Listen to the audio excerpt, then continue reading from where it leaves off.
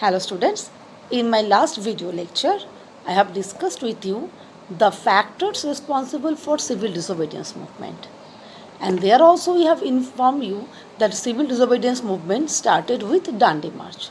So today we will discuss about the beginning of civil disobedience movement with Dandi March. So today our basic topic is the SALT Act and the Dandi March and the significance of this march for the nationwide movement against British government. Okay, so the civil disobedience movement started with Salt Satyagraha. The Salt March, also known as the Salt Satyagraha, Dandi March, and Dandi Satyagraha, was an act of non-violent protest as a part of civil disobedience movement in colonial India. This movement was planned and led by Mahatma Gandhi. The main aim of this Salt Satyagraha was to break the salt law, which helped British to establish their monopoly over salt production and selling of salt in India.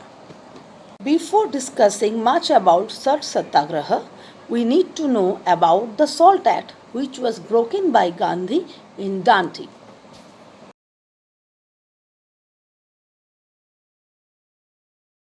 During colonial rule, salt production and selling was controlled by British government.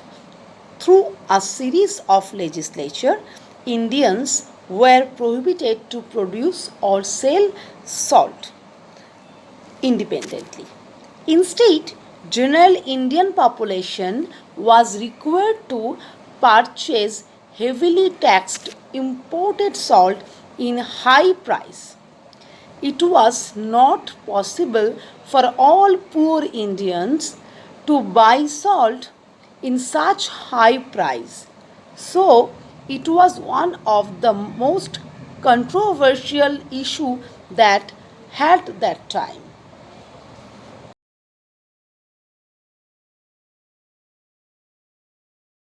Gandhiji started civil disobedience movement with Dandi March to protest against all repressive law of British colonial government, and as a symbol of protest after reaching Dandi, Gandhiji prepared salt and broke salt law.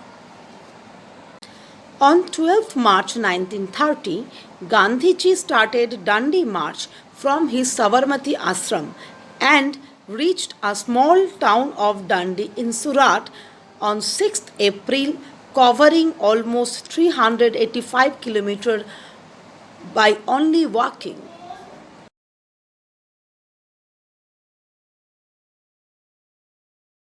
Dandi March demonstrated Gandhiji's vision of non-violence protest, which is popularly known as Satyagraha.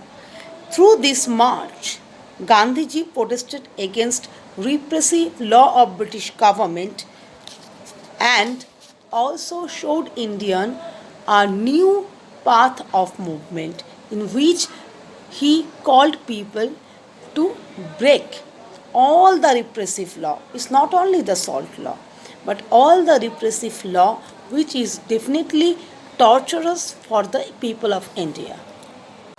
Gandhiji started his journey with his 78 close followers. Those were belonged to almost every religion, caste and creed. So this march was a great exhibition of unity of Indians, and during 24 days long journey to Dandi, Gandhiji inspired millions of Indians to take part in civil disobedience movement. The most striking feature of Dandi March was the overwhelming participation of women. Gandhiji initially did not consider women suitable for taking part in active freedom struggle. But after seeing women's participation in large scale during civil disobedience movement, Gandhiji had to change his view regarding women's participation in national movement. because before that Gandhiji wrote that the woman's ideal place is household. He considered that a woman can perform his duty as an ideal citizen if she take part in household work which is assigned to her for thousands of years. But he was not agreed to call women to come out of their house and take part in freedom struggle because he thought women are not suitable for this type of work, because if they take part in national movement they will be arrested, the family will be neglected. So the traditional thinking of Gandhiji actually changed when he saw that in his Dandi March and afterward in various events of civil disobedience movement, thousands, hundreds and thousands of women, those were common homemaker, from grassroots level to the sophisticated society, took part in national movement, and thereafter the women became the integrated and the inseparable part of the national movement, particularly those were led by Gandhiji.